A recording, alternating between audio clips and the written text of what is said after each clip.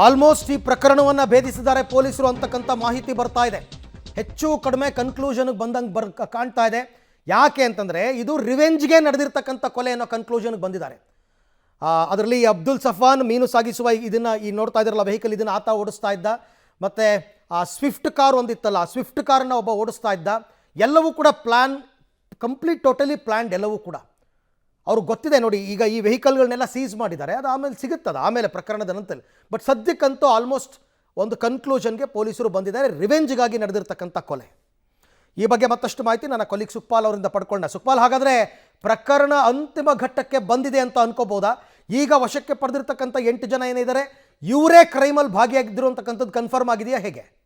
ಖಂಡಿತ ಈ ಹತ್ಯೆ ಯಾಕೆ ಆಗಿರುವಂಥ ಒಂದು ಅನುಮಾನ ಇತ್ತು. ಮತ್ತು ಕೆಲವೊಂದು ಸಾಕ್ಷ್ಯಾಧಾರಗಳ ಮೂಲಕ ಇದು ಅದೇ ಪ್ರಕರಣ ಫಾಜಿಲ್ನ ರಿವೆಂಜ್ ಅನ್ನುವಂಥದ್ದು ಗೊತ್ತಾಗ್ತಾ ಇತ್ತು. ಯಾಕಂತ ಹೇಳಿದರೆ ಈ ಆರೋಪಿಗಳು ಇನ್ಸ್ಟಾಗ್ರಾಮಲ್ಲಿ ಕಳೆದ ಮಾರ್ಚ್ 31ರ ತಾರೀಕಿನಂದೇ ಒಂದು ಪೋಸ್ಟನ್ನು ಮಾಡಿದರು. ಅದರಲ್ಲಿ ಈ ಸುಹಾನ್ ಶೆಟ್ಟಿಯ ಫೋಟೋವನ್ನು ಹಾಕಿ ಇದು ಫಾಜಿಲ್ನ ಹತ್ಯೆಗೆ ರಿವೆಂಜ್ ಅನ್ನುವಂಥದ್ದನ್ನು ಹಾಕಿದ್ದಾರೆ. ಆದಷ್ಟು ಬೇಗ ಇದರ ರಿವೆಂಜ್ ಇದೆ ಅನ್ನುವಂಥದ್ದನ್ನು ಹಾಕಿದ್ದಾರೆ. ಹಾಗಾಗಿ ಮೇಲ್ನೋಟಕ್ಕೆ ಪೊಲೀಸರಿಗೆ ಅದು ಗೊತ್ತಾಗಿತ್ತು. ಆದರೆ ಈಗ ಆರೋಪಿಗಳನ್ನು ವಶಕ್ಕೆ ಪಡೆದ ನಂತರ ಆರೋಪಿಗಳು ಬಾಯ್ಬಿಟ್ಟಿರುವ ಪ್ರಕಾರ ಇದು ಅದೇ ಒಂದು ಫಾಜಿಲ್ ಹತ್ಯೆ ಏನಾಗಿತ್ತು ಅದಕ್ಕೆ ರಿವೆಂಜ್ ಆಗಿ ಮಾಡಿರುವಂಥದ್ದನ್ನು ಒಪ್ಕೊಂಡಿದ್ದಾರೆ. ಈಗ ನೇರವಾಗಿ ಕೃತ್ಯದಲ್ಲಿ ಭಾಗಿಯಾಗಿರುವವರು ಸೇರಿ ಸಪೋರ್ಟ್ ಮಾಡಿದವರು ಯಾರಿದ್ದಾರೆ ಅವರನ್ನು ಸೇರಿ ಒಟ್ಟು 8 ಮಂದಿ ಆರೋಪಿಗಳನ್ನು ವಶಕ್ಕೆ ಪಡೆದಿದ್ದಾರೆ. ಇನ್ನೊಂದಷ್ಟು ಮಂದಿನೂ ಇದರಲ್ಲಿ ಶಾಮೀಲಾಗಿರುವಂಥದ್ದು ಸಾಧ್ಯತೆ ಇದೆ. ಜೊತೆಗೆ ಇದಕ್ಕೆ ಇಡೀ ಪ್ರಕರಣ ಮಾಡಲಿಕ್ಕೆ ಫಂಡಿಂಗ್ ಮಾಡಿದಂಥವರು ಬೇರೆ ಆರೋಪಿಗಳಿದ್ದಾರೆ. ಇವರನ್ನು ವಶಕ್ಕೆ ಪಡೆಯಲಿಕ್ಕೆ ಪೊಲೀಸರು ಕೆಲಸ ಮಾಡ್ತಾ ಇರುವಂಥದ್ದು. ಈಗಾಗಲೇ ಪೊಲೀಸರು 5 ತಂಡಗಳನ್ನು ಮಾಡಿ ಬೇರೆ ಬೇರೆ ಕಡೆಗಳಿಗೆ ಹೋಗಿದ್ದಾರೆ. ಅದರಲ್ಲಿ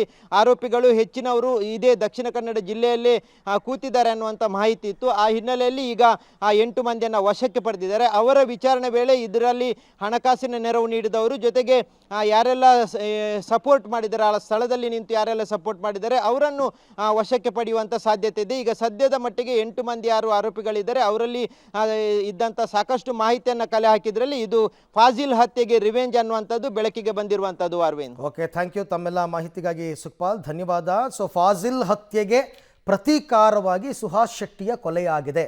ನೀವು ಕರಾವಳಿಯ ಇತಿಹಾಸವನ್ನು ತೆಗೆದು ನೋಡಿದಾಗ ಹೀಗೇ ಆಗುತ್ತೆ. ಅವ್ರ ಕಡೆಯವರೊಬ್ಬರು ಇವ್ರ ಕಡೆಯವರೊಬ್ಬರು ಕೊಲೆ ಆಗೋದು, ಅದಾದಮೇಲೆ ಅವ್ರು ರಿವೆಂಜ್ ತಗೊಳ್ಳೋದು. ಅದರ ಮುಂದುವರಿದ ಭಾಗನೇ ಸುಹಾಸ್ ಶೆಟ್ಟಿ ಹತ್ಯೆ ಪ್ರಕರಣ.